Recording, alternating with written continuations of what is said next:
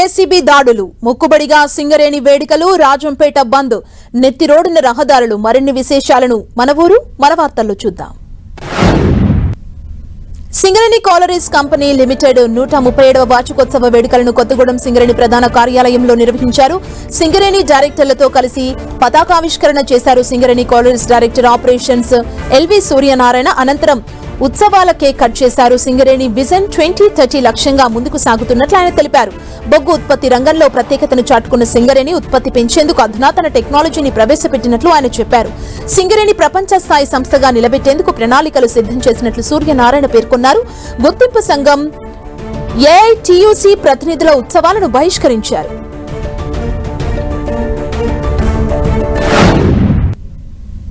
ఇటువంటి సంస్థలో పనిచేయడం అన్నది మన యొక్క అదృష్టంగా భావించాలి.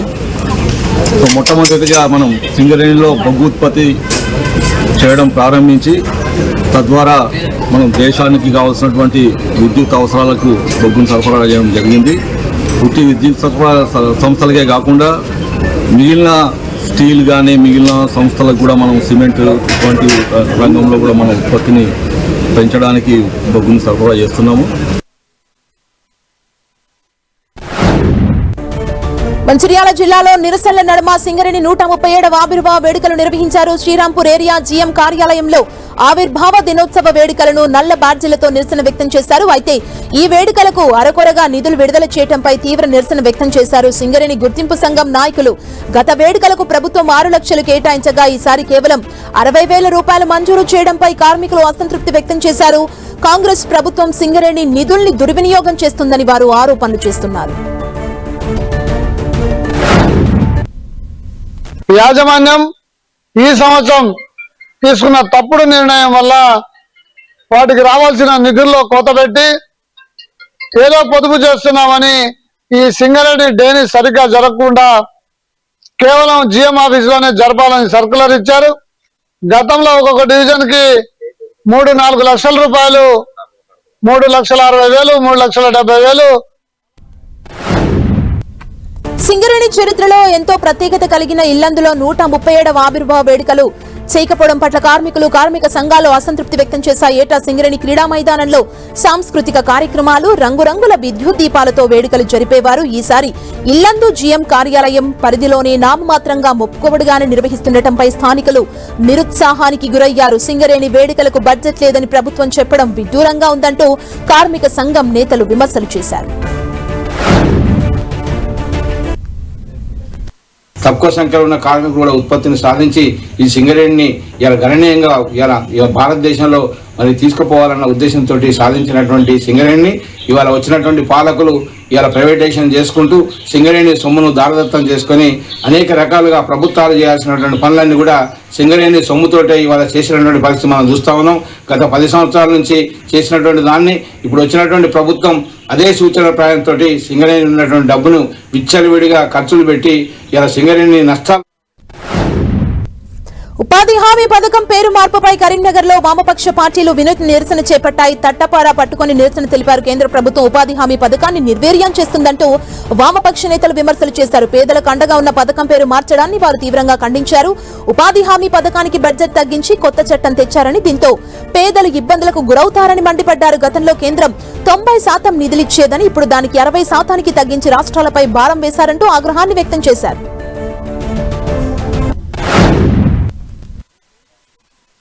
మహాత్మా గాంధీ పేరు తీసేసుకుంటూ ఆ రోజు స్వతంత్ర భారతదేశం రావడానికి మహాత్మా గాంధీ జాతిపితగా ఉన్న పేరుని ఇలా మార్చేసి ఏదో రామ్జీ అని చెప్పేసి ఇంకోటని పెట్టుకోవడం, వాళ్ళ పార్టీకి సంబంధించిన పేర్లు పెట్టుకోవడం సమంజసం కాదని చెప్పేసి కూడా తెలియజేసుకుంటూ ఈరోజు పేద ప్రజల కోసం పనిచేసేదాన్ని ఇంతకుముందు 90% సెంట్రల్ గవర్నమెంట్ ఇస్తే 10% స్టేట్ గవర్నమెంట్లు పెట్టాయి.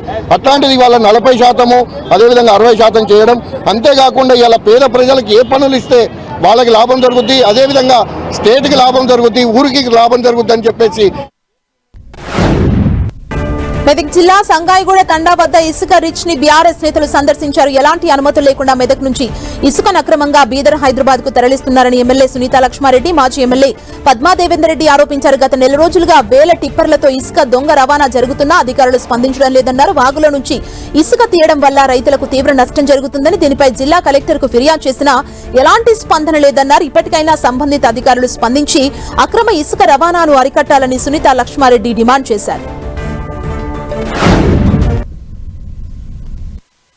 మరి హల్దీవాగు నుంచి గత నెల 15 రోజుల నుంచి కూడా మరి ఇక్కడ ఇసుక అంతా కూడా తీసి మరి దళారులంతా కూడా ఒక ఏకమైపోయి మరి టిప్పర్లు పెట్టి దాదాపుగా 20-30 టిప్పర్లు మరి అదే విధంగా ట్రాక్టర్స్ పెట్టేసి మరి జేసీబీలతో మొత్తం కూడా మట్టి అంతా తోడి ఇసుకను తీసుకుపోయి బయట వ్యాపారం చేసుకునేటువంటి పరిస్థితిని మనం ఇక్కడ గమనిస్తా ఉన్నాం.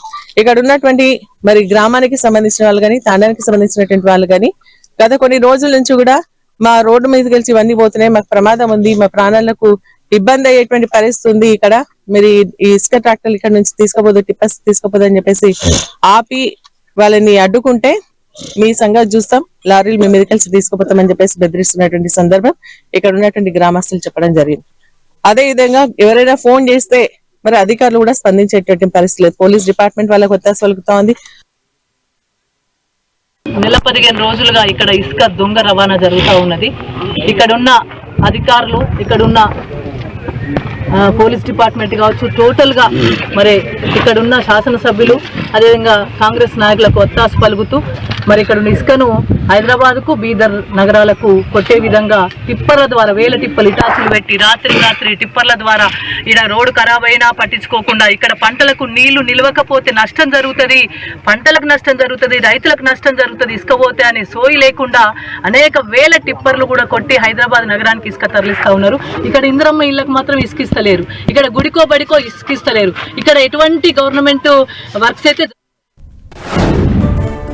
అన్నమయ్య జిల్లా కేంద్రంగా రాజంపేటను ప్రకటించాలని కోరుతూ నిరసనలు ఉధృతం చేశారు. రాజంపేటలో ఇవాళ బంద్ ప్రకటించారు. బంద్కు మద్దతుగా దుకాణాలు, ప్రైవేటు స్కూళ్లు మూసివేశారు. ఉదయం బస్సుల్ని అడ్డుకోవడంతో డిపోకు పరిమితమయ్యాయి. ఆర్టీసీ బస్టాండ్ నుంచి పాత బస్టాండ్ వరకు ఉద్యమకారులు ర్యాలీ నిర్వహించారు. రాయచోటి వద్దు, రాజంపేట ముద్దు అంటూ నినాదాలతో ర్యాలీ కొనసాగింది. అన్నమయ్య జన్మస్థలం రాజంపేటను ప్రభుత్వం వెంటనే జిల్లా కేంద్రంగా ప్రకటించాలని జనసేన నేత ఎల్లటూరు శ్రీనివాసరాజు డిమాండ్ చేశారు. ఇక్కడ అన్నమయ్య నడయాడిన ఈ గడ్డని జిల్లా కేంద్రం చేయడంలో తప్పులేదు. ఈ జిల్లా అన్నమయ్య పేరు పెట్టుకొని ఎక్కడో రాయచోటులో ఆ రాయచోటిని ఈ అన్నమయ్య కేంద్రంగా ప్రకటించడం అనేది చాలా తప్పు. అలాగే ఇక్కడ ఎంతో మంది మహనీయులు, రత్న సభాపతి లాంటి వారు, అలాగే బ్రహ్మయ్య, అలాగే సాయి ప్రతాప్ లాంటి వారు మంత్రులుగా, కేంద్ర మంత్రులుగా పనిచేయడం జరిగింది.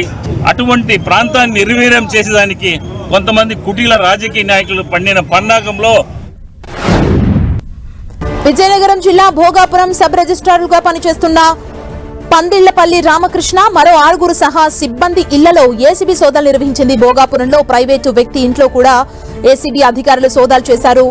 ఇక్కడ సబ్ రిజిస్ట్రార్ కు చెందిన 15 లక్షల నగదును స్వాధీనం చేసుకున్నారు. సబ్ రిజిస్ట్రార్ ఇంట్లో బంగారం, ఇతర డాక్యుమెంట్స్ ని స్వాధీనం చేసుకున్నారు ఏసీబీ అధికారులు.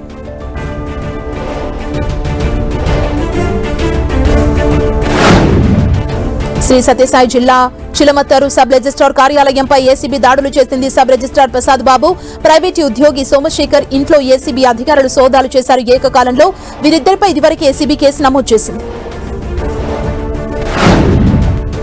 ఆదాయానికి మించిన ఆస్తుల కేసులో Mahabub Nagar deputy transport commissioner Kishan Nayak పై ఏసీబీ దాడులు నిర్వహించింది.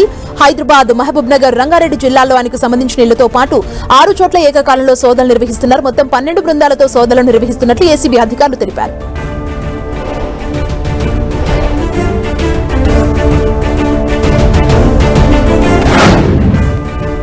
మంచిర్యాల జిల్లా కేంద్రంలోని మార్కెట్ ఏరియాలో దుకాణాల ముందు అక్రమ నిర్మాణాల్ని అధికారులు కూల్చివేశారు. మున్సిపల్ పోలీస్ శాఖ ఆధ్వర్యంలో ఫుట్పాత్లు, డ్రైనేజీలు ఉన్న దుకాణాల ముందు ఆక్రమణలను జేసీబీ ద్వారా తొలగించారు. రోడ్డు ఇరుగ్గా మారడం, రాకపోకలకు అంతరాయం, ట్రాఫిక్ సమస్యలు పెరగడంతో ఆక్రమణల తొలగింపు కార్యక్రమాన్ని చేపట్టారు.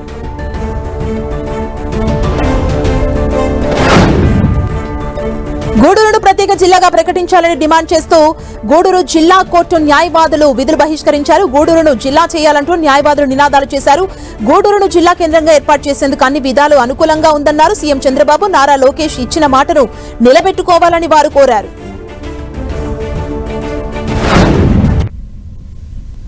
గూడూరుని జిల్లాగా ప్రకటించాలని ప్రజలందరూ కూడా చాలా ఇబ్బంది పడుతున్నారు. తిరుపతి పోవాలన్నా రావాలన్నా చాలా కష్టము. సామాన్య మానవులు పోవాలంటే చాలా ఇబ్బందిగా ఉంది.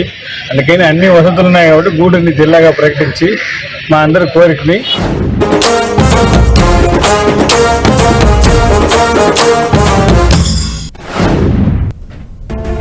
వనపర్తి జిల్లా కడుకుంట్ల గ్రామంలో ఓ ఇంటికి ఏకంగా 7,000 కరెంటు బిల్లు వచ్చింది. కూలీగా పనిచేసే తనకు అంత బిల్లు కట్టే స్తోమత తనకు లేదని ఇంటి యజమాని తెలుగు వెంకటేష్ లబోదిబోం అంటున్నారు.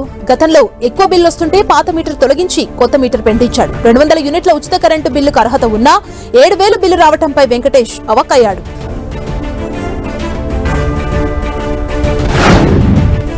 శ్రీకాకుళం జిల్లా పలాస కాసిబుగ్గ మున్సిపాలిటీ ప్రజల దాహార్తిని తీర్చే ఉద్దానం తాగునీటి పైపు లీక్ అయింది. పలాస ఇండస్ట్రియల్ పార్కు సమీపంలో పైప్ లైన్ పాడైపోయింది. దీంతో గత కొద్ది రోజులుగా నీరు వృధాగా పోతున్నా అధికారులు పట్టించుకోవడం లేదంటూ స్థానికులు చెబుతున్నారు. ఇప్పటికైనా మున్సిపల్ కమిషనర్ స్పందించి మరమ్మతులు చేపట్టి నీటి వృధాను అరికట్టాలని కోరుతున్నారు.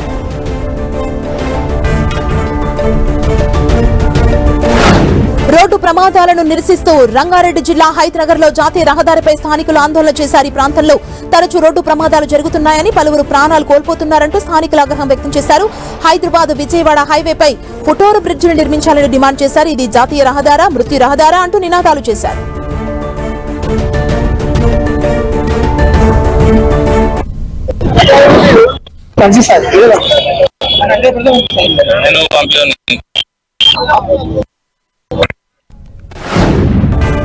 బంగ్లాదేశ్ లో హిందువులపై జరుగుతున్న మారణ కాండను నిరసిస్తూ గోదావరి కనిలో విశ్వ హిందూ పరిషత్ బజరంగ్ దళ ఆధ్వర్యంలో భారీ ర్యాలీ నిర్వహించారు. హిందువులపై జరుగుతున్న మారణ హోమాన్ని నిరసిస్తూ నినాదాలు చేశారు. బంగ్లాదేశ్, పాకిస్తాన్ లో హిందువులపై జరుగుతున్న దాడుల్ని విహెచ్పి నేతలు ఖండించారు.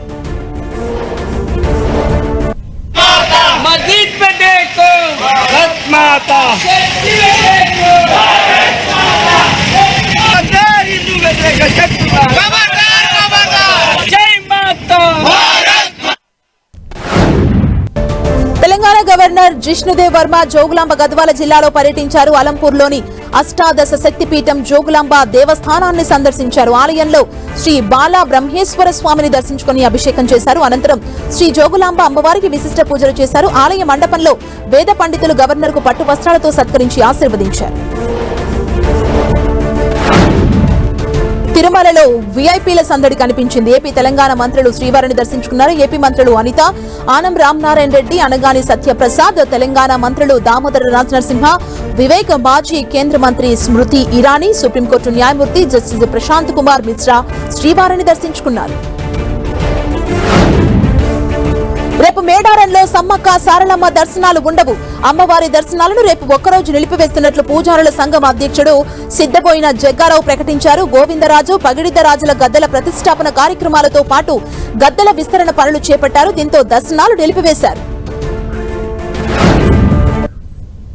ఈ గద్దెల అభివృద్ధి కార్యక్రమం చేపట్టడం జరిగింది. అందులో భాగంగా పగిడిద్దరాజు, గోవిందరాజుల గద్దెలు కూడా ఈ ముందు వైపుగా నిర్మించడం జరుగుతున్నది.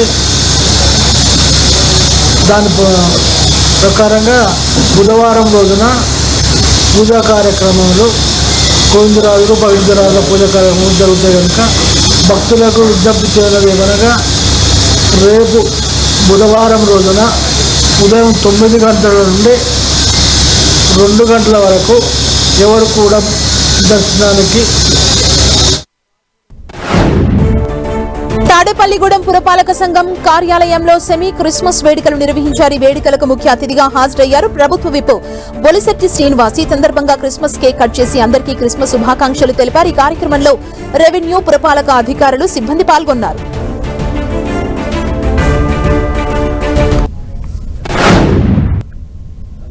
నమ్మడం అంటే ఇంకా మనం ధర్మం ఈశ్వరుడు మాతో ఉన్నట్టే, అది గుర్తుపెట్టుకోండి. చాలా మంది బైబిల్ చదువుతారు, చర్చికి వెళ్తారు, బైబిల్ చేతితో పట్టుకుంటారు, కానీ దాన్ని ఎవరు ఆచరించరు. చాలా తక్కువ మంది ఉంటారు, 10%. అంటే బైబిల్ చదివితే యేసు ప్రభు మనతో ఉన్నాడని, పరలోకంలో లేడు యేసు ప్రభు. బైబిల్ చదివి ఆచరించే వాళ్ళంతా యేసు ప్రభుతో సమానమే. అంటే అంత కష్టం.